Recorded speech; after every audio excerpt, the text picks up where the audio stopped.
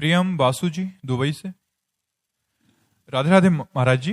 महाराज जी, भगवान और गुरुदेव एक ही हैं और इनमें भेद नहीं करना चाहिए, ऐसा संत शास्त्र जन कहते हैं।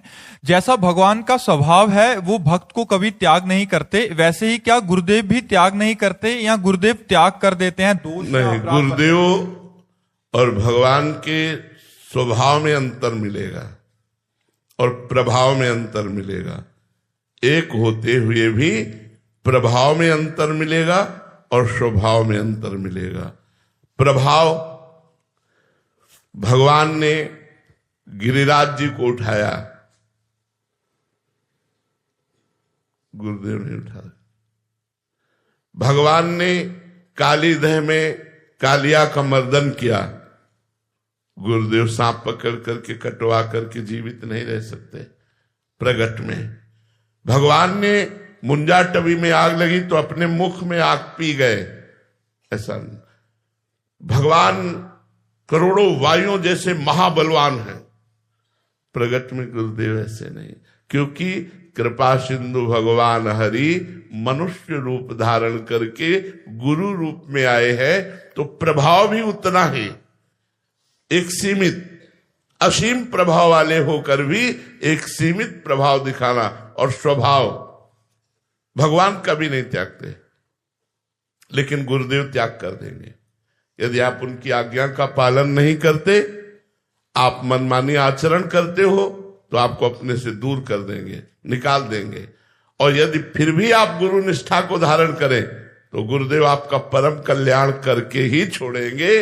पर आप यदि उनकी अवज्ञा करेंगे, मनमानी आचरण करेंगे, अधर्माचरण करेंगे, तो गुरुदेव त्याग कर देंगे। पर उस स्थिति में भी जब गुरुदेव त्याग कर दिए हैं, तो भी इष्ट कृपा उसको घेरे रहती है, उसको बचाने की चेष्टा करती है और पुनः गुरु शरण में लाने की चेष्टा करती है। हमारी स्वामिनी जी का स्वभाव कभी ने कहूं न रिस कहूं भूली हूं न होत सखी, कभी गुस्सा नहीं होती। पर गुरुदेव के रूप में गुस्सा भी देखा जाता है कि अगर असत आचरण करोगे तो आपको डांट देंगे, और गलत आचरण किए तो आपका त्याग कर देंगे, आपके ऊपर दंड विधान रख दे।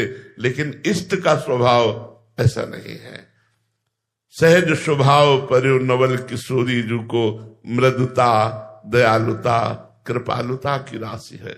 अभेद होते हुए भी अंतर है। गुरु एक प्रगट में जब मनुष्य शरीर में आते हैं तो सीमित बल वाले होते हैं, वही असीम बल वाले भगवान ही गुरुदेव के रूप में आए हैं, पर सीमित एक बल। और स्वभाव गुरुदेव का जो इष्ट का, वो एक ही होते हुए भी अंतर पाया जाएगा।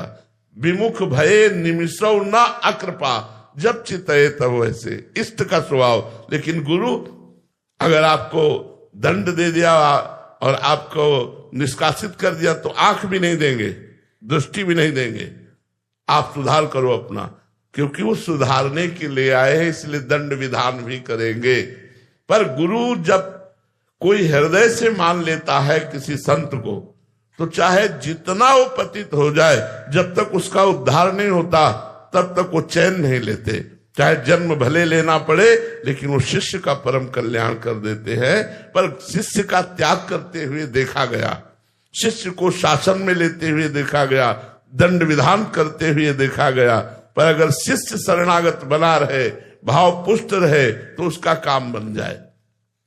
पूज्यपाद उड़िया बाबा की शरीर सेवा में एक शिष्य रहते थे, तो कोई अपराध बन गया, तो बाबा ने पूछा आपसे अपराध बन गया? तो उन्होंने कहा जी महाराज जी। तो कहा 3 वर्ष तक हमें मुंह मत दिखाना, हमारे सामने 3 वर्ष तक मत आना, जाओ। अब वो रोज 8 पैर उनकी शरीर सेवा में इतना बड़ा दंड की मुख मत देखना और न दिखाना।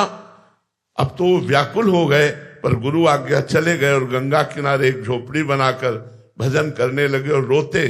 तो गुरु के वियोग में 3 वर्ष में उन्हें ब्रह्म साक्षात्कार हो गया। अब इसे गुस्सा माने या कृपा माने? कृपा।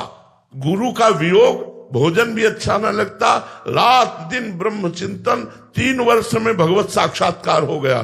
और जब भगवत साक्षात्कार हो गया तब उड़िया बाबा आश्रम जो है, उस आश्रम में आकर के फिर दर्शन किए और गुरुजी से कहा कि जो कई जन्मों में काम नहीं बनता, आपकी क्रोध रूपी कृपा ने 3 वर्ष में वो काम बना दिया। तो यदि गुरु हमें त्याग करता है, गुरु हमें कोई दंड विधान करता है, हम गुरु को ना छोड़ें और उनकी आज्ञा का पालन करें, तो निश्चित गुरु कृपा उसका काम बना देगी। बिना भगवत प्राप्ति कराए गुरु कृपा हटती नहीं है।